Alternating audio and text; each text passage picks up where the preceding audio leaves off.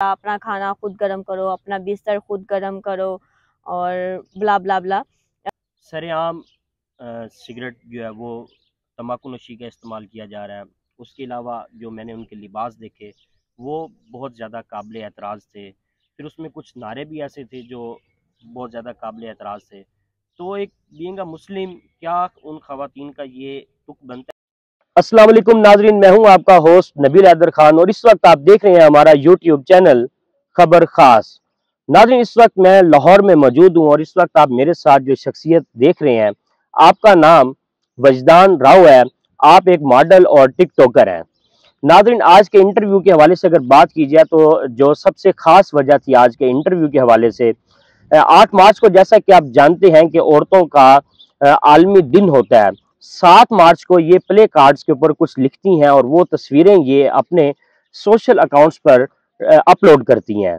तो चंद घंटों के बाद ये सोशल मीडिया के ऊपर वायरल होती हैं। तो आइए नाजरीन, इस हवाले से हम वजदान से बात करते हैं। जी अस्सलाम वालेकुम। वालेकुम सलाम। सबसे पहले तो आपका बहुत शुक्रिया, आपने अपना कीमती वक्त निकाला, आप हमारे चैनल की जीनत बने, बहुत शुक्रिया आपका। इसके बाद आप ये बताइए कि आपने प्ले कार्ड्स के ऊपर लिखा जिससे आप ट्विटर पे, टिकटॉक पे, फेसबुक पे, जितनी भी सोशल ऐप्स हैं आप उन पे वायरल हुई। आप सबसे पहले ये बताइए कि आपने क्या लिखा और ये ख्याल किस तरह से आया? एक्चुअली हम कुछ सालों से हम देख रहे हैं कि औरत मार्च आते ही तूफान बदतमीजी मच जाता है। हुँ, बेहुदा किस्म के जुमले जो कि हमारे माशरे में बिल्कुल भी एडजस्ट नहीं हो पाते, वो लिख दिए जाते हैं। हुँ, तो उस हवाले से जो है मुझे ख़्याल आया, लास्ट टाइम भी मैं मर्दों के साथ थी। हर कोई औरत के बारे में बात करता है, औरत मज़लूम बनती है, मर्दों के बारे में कभी कोई आवाज़ नहीं उठाता। जब मर्द का नाम मेरे ज़हन में आता है तो सबसे पहले मेरे ज़हन में मेरे बाप का तसव्वुर आता है और मेरे भाई आते हैं। तो मुझे लगा कि मर्दों के भी कुछ मसाइल हैं, जो मर्द कह नहीं पाते, सिर्फ़ इसलिए कि औरत नाज़ुक है और मर्दों पे ठप्पा लगा दिया जाता है कि वो सख्त हैं, उन्हें रोना नहीं है, उन्हें बोलना नहीं है, औरतों का साथ देना है और तो इस वज़ह से मुझे लगा कि मर्दों के लिए मुझे आवाज़ उठानी चाहिए, जो मर्दों की आवाज़ है, वो उठानी चाहिए। जिनमें से थे कि सबसे पहले बात तो ये है कि मर्दों की बराबरी करनी है तो गटर भी साफ़ करो। हुँ, जब ये फ़िक्रा मैंने लिखा और मैंने पोस्ट किया, तो एकदम से बवाल मच गया, बहुत ज़्यादा ये शेयर हुआ और उसपे कुछ औरतों ने ये भी कहा, औरतों ने भी और मर्दों ने भी, कि औरतें तो घर के गटर वॉशरूम साफ़ करती हैं, तो वो बराबरी ही हुई। मैं आपको बताना चाहती हूँ, वॉशरूम में और गटर में बहुत ज़्यादा फ़र्क होता है। वॉशरूम जाते हुए आप नाक बंद नहीं करते हैं और वॉशरूम आप दिन में 3, 4, 5 बार जितनी बार भी यूज़ करते हैं, आप इज़िली यूज़ करते हैं, उसमें और गटर में बहुत ज़्यादा फ़र्क होता है। वॉशरूम साफ करते वक़्त कभी किसी की डेथ नहीं हुई? किसी की डेथ नहीं हुई है, यही बात है। आप मुझे सोशल मीडिया पे, गूगल पे, कहीं से भी मुझे आप फ़ोटो उठा के दिखा दें कि कोई औरत गटर में उतरी है किसी की जान बचाने के लिए, गटर साफ़ करने के लिए, वो पाँव से लेके सर तक गंदगी में डूबी हुई है, उसी ज़हरीली गैसों का सामना करना पड़ा है। इस तरह बिल्कुल भी नहीं होता और गटर और वॉशरूम दोनों बिल्कुल अलग चीज़ें हैं और इनको मिक्स ना किया जाए। अगर बराबरी करनी है ना, हर चीज़ में मर्द के बराबर होना है, तो प्लीज़ उठें और आप लोग जो हैं गटर भी साफ़ करें फिर। आपने अपने प्ले कार्ड्स में तकरीबन मेजॉरिटी जो बात की है वो मर्दों के हकूक़ के हवाले से बात की है। बीइंग अ वुमन जब आपने ये इस तरह से किया तो जो दूसरी आपकी ख़वातीन आपकी जो दोस्तें थी या जो आपकी सर्कल में थी, कम्युनिटी में थी, उन्होंने आप पे क्रिटिसाइज़ भी किया होगा? नहीं, ऐसा बिल्कुल भी नहीं था। मैंने जैसे ही ये प्ले कार्ड्स लगाए, तो मुझे बहुत अच्छा रिस्पॉन्स आया। मुझे बहुत बड़ी तादाद ने, जो पढ़े-लिखे जितने लोग थे, उन्होंने बहुत सपोर्ट किया, बहुत खुश हुए कि तुमने एक मेन इश्यू था, उस पे आवाज़ उठाई है, जिस पे लोग वो नहीं बोलते हैं। और मुझे काफ़ी सपोर्ट किया गया। मर्दों की तरफ से तो कहते हैं ना, पूरे पाकिस्तान से मुझे कॉल्स आई हैं, मैसेजेस आए हैं और मेरी जितने भी पोस्टर्स थी वो बहुत सी जगहों पे शेयर किए गए हैं, मुझ तक स्क्रीनशॉट आते गए हैं, मुझे एप्रिशिएट किया गया। सपोर्ट का यकीन दिलाया गया कि आपने हमारे दिल की आवाज़ थी, जो हम कह नहीं सकते थे। रवाज जो है, ये रस्में बना दी गई हैं कि मर्द ने बोलना नहीं है, मर्द पत्थर है, तो आपने जो हमारे दिल की आवाज़ थी वो बयान की है। औरतों की तरफ से बहुत कम औरतें यही जो मर्दों से आज़ादी चाहती हैं, कौन से मर्दों से आज़ादी चाहती हैं? सबसे पहला मर्द तो आपका बाप है, उससे आज़ादी चाहती हैं। किस किस्म की आज़ादी चाहती हैं? आपके बाप को चाहिए कि जब आप पैदा हुई हैं तो तभी आपको फेंक दे और आपको आज़ाद करते कि लो जाओ आज़ाद हो तुम। ऐसा बिल्कुल भी नहीं है, बाप एक साहिबान है, भाई आपके जैसे ही बड़े होते हैं वो आपके लिए गार्ड बन जाते हैं और आप लोगों को सपोर्ट करते हैं, इतना प्यार करते हैं, आपके मुहाफ़िज़ बन जाते हैं। तो इन मर्दों से आप आज़ादी चाहती हैं। वजदान कल आज़ादी मार्च किया गया ख़वातीन की तरफ से, मैंने उसकी भरपूर कवरेज की, लेकिन उसमें मुझे कुछ चीज़ें ऐसी मिली कि जिन्होंने मेरा दिल दुखाया।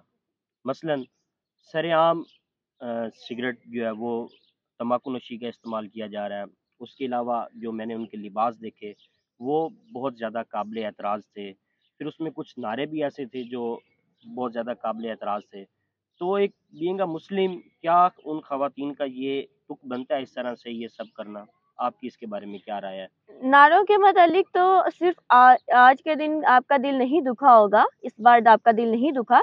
पिछले 4 साल से ही हमारा दिल दुख रहा है, जिसमें बहुत ही वाहियात से जुमले जैसे आए थे, तुम्हारा मोज़ा कहाँ है मुझे नहीं पता, अपना खाना खुद गरम करो, अपना बिस्तर खुद गरम करो और ब्ला ब्ला ब्ला। बहुत ही वाहियात जुमले थे। तो इन औरतों को समझ नहीं आती, अगर मुझे ये समझ नहीं आती अगर आप लोग इतना तंग हो मर्दों से तो आप लोग जंगलों की तरफ क्यों निकल जाती हो? इन्हीं मर्दों के साथ आपने रहना है, इन्हीं से मुकाबलेबाज़ी किस चीज़ की मुकाबलेबाज़ी करना चाहिए? मर्द तो आपका हाथ पकड़ता है, आपको बराबरी की बुनियाद पे आपको साथ लेके चल रहा है। दुनिया में, पूरी दुनिया में कौन-सा ऐसा काम है जो औरतें नहीं कर रही हैं? साइकिल से लेके हवाई जहाज़ तक चला रही हैं, साइंसदान हैं, हर शोबे में हैं। फिर कौन-सी बराबरी है जिस पे बात करना चाहती हैं? हाँ, अगर औरतों के लिए आवाज़ उठानी है, मैंने भी एक प्ले कार्ड था जिसमें कहा है औरतों के हवाले से कि अपनी बहनों से जायदाद पे अंगूठे लगवाना बंद करो। ये एक जेन्युइन इश्यू है। हमारे यहाँ पे औरतों को तालीम नहीं दी जाती, उनको जाहिल रख के, अनपढ़ रख कर और फिर उनसे बाद में उनकी जायदाद पे अंगूठे लगवा लिए जाते हैं। ज़ाहिर है जब एक औरत में शऊर नहीं होगा, उसे पता नहीं होगा, वो रवायात में बंधी होगी, तो वो अपने लिए कभी भी स्टेप नहीं उठा सकती। अगर आप लोगों ने आवाज़ उठानी है तो ये कह सकते हो कि तालीम आपका बुनियादी हक है, आला तालीम हक है। औरतों को तालीम दो और वो अपनी पसंद की शादी कर सकती हैं। ये वो सवाल है कि जहाँ पे बहुत सी औरतें हमारे यहाँ कारोकारी करके कत्ल कर दी जाती हैं, पसंद की शादी पे उनके टुकड़े-टुकड़े कर लेकिन दिए हमारा जाते हैं। इस्लाम इस चीज़ की इजाज़त देता है, बिल्कुल। बिलाशुबा हमारा इस्लाम जब हमारे मज़हब ने इजाज़त दे दी है कि पसंद की शादी कर सकती है औरत, ऐसी बातों पे आप आवाज़ उठाएँ ताकि मर्द भी आपका साथ दें, मर्दों को भी पता हो कि ये बुनियादी हकूक़ है जिन पे हमने आवाज़ उठानी है। ये अपना खाना खुद गरम करो, बिस्तर खुद गरम करो, इस तरह के वाहियात जुमले हम बीइंग अ औरत मुझे खुद भी ये कबूल नहीं है। अगर मेरा भाई, मेरा बाप कमा कर लेके आता है सारा दिन, तो मुझे उसके लिए खाना गरम करने में कोई इश्यू नहीं है, बल्कि खाना गरम करने के साथ मैं चाहूँगी कि मैं उसको फ्रेश खाना भी बना के दूँ। मेरा जिस्म मेरी मर्ज़ी, आखिर इसका मतलब क्या है? अगर इस चीज़ को समझा जाए, मेरा जिस्म मेरी मर्ज़ी, तो ये जुमला गलत भी नहीं है। एक औरत है, उसका जिस्म है। अगर वो आपसे शादी से इनकार करती है, तो आप उसके ऊपर तेज़ाब नहीं फेंक सकती। उसकी मर्ज़ी है कि वो आपसे शादी करे या ना करे, ठीक है? और अगर मैं बाज़ार जा रही हूँ, मेरे जिस्म को लेके घूरना बंद करो। मैं औरत हूँ, मैं कोई आइटम नहीं हूँ, मैं कोई चीज़ नहीं हूँ, मैं कोई बच्ची नहीं हूँ कि कहा जाए वो आइटम देखो, वो चीज़ जा रही है, वो बच्ची जा रही है, नहीं। मैं एक औरत हूँ और मेरा जिस्म है, मेरे जिस्म को घूरना बंद करो। मेरी मर्ज़ी के बगैर आप मेरे जिस्म को हाथ नहीं लगा सकते, मुझे टच करना बंद करो।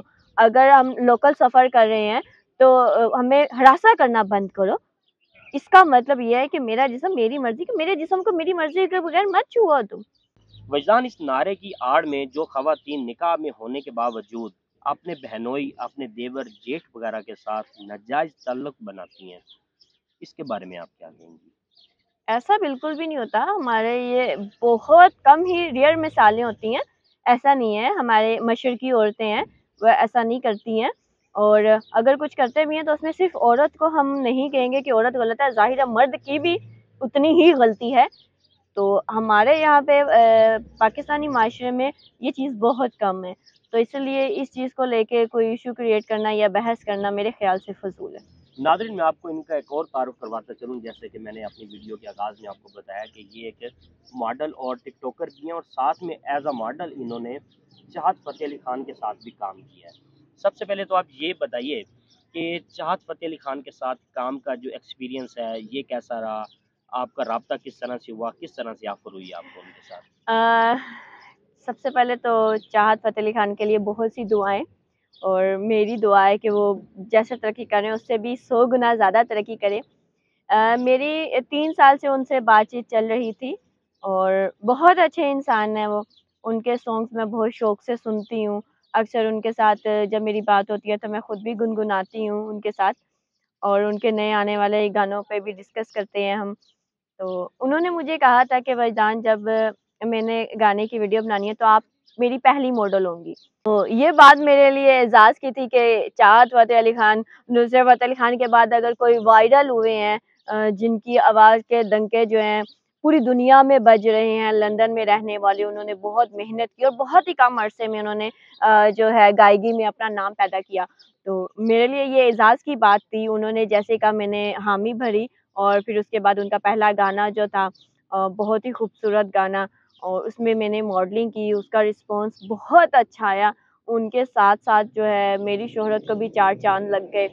और फिर उसके बाद उनका जब तीसरा गाना आया, ये जो प्यारा सा सरूर है, छोटा सा सुरूर है, और ये जब अपने गानों में अपनी टच देते हैं, अपनी शायरी का टच देते हैं, तो यकीन माने सुनने वाले झूम उठते हैं, दिल खुश हो जाता है उनका।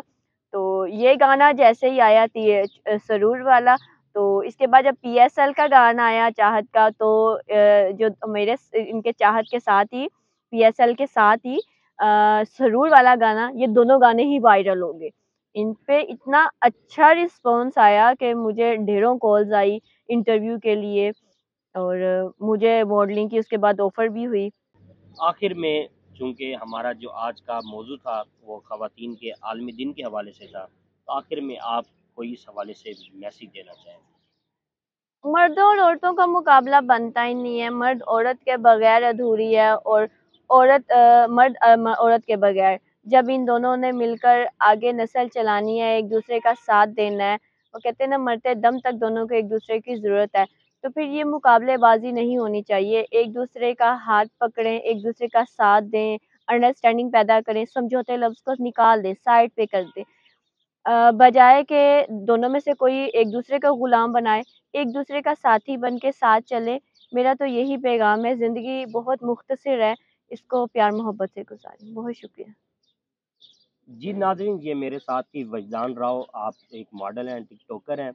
बहुत खूबसूरत गुफ्तगू फरमा रही थी। आपका मैं एक बार फिर से शुक्रिया अदा करूँगा, आपने अपना कीमती वक़्त दिया हमारे चैनल के लिए। इसके साथ ही नाज़रीन, आप मुझे इजाज़त दीजिए। मैं उम्मीद करूँगा कि आप हमारी आज की इस वीडियो को पसंद करेंगे, शेयर करेंगे, साथ में आप हमारा यूट्यूब चैनल खबर ख़ास सब्सक्राइब करेंगे। शुक्रिया।